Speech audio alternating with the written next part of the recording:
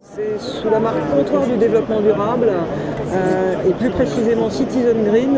que nous avons développé cette marque depuis 4 ans. En effet, c'est vrai qu'initialement c'était une idée que nous avions rapportée d'un voyage en Asie, et puis on s'est dit il faut absolument que ça devienne un concept pour créer un réflexe chez nos clients qui sont exclusivement des distributeurs.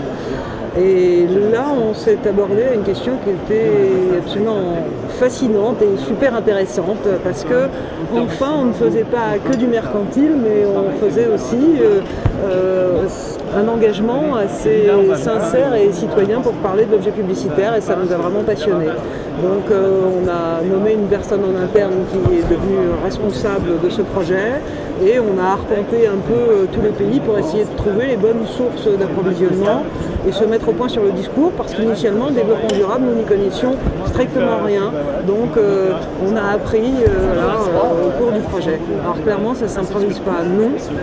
Et ensuite,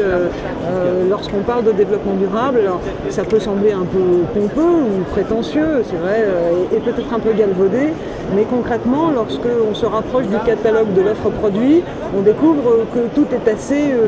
technique et tente d'être pertinent pour traiter de chacun des sujets. Notamment quand on propose d'étiqueter les produits, c'est clairement pour essayer de donner des repères à notre clientèle, et que plutôt que de prendre pour argent comptant le fait qu'on va leur dire tiens, tel ou tel sac par exemple est plus écologique que le sac B, eh bien c'est de leur prouver et de leur expliquer pourquoi il est plus écologique. Donc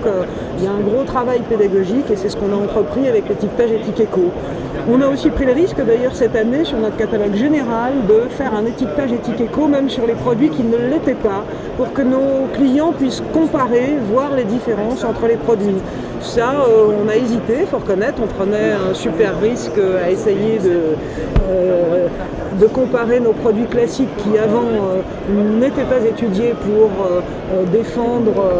les principes du développement durable, et on a pris le risque parce qu'on s'est dit que comme ça, il faut qu'on aille jusqu'au bout de notre engagement, et il faut qu'on leur démontre que c'est pas juste une démarche marketing pour aller vendre un peu plus, toujours plus loin.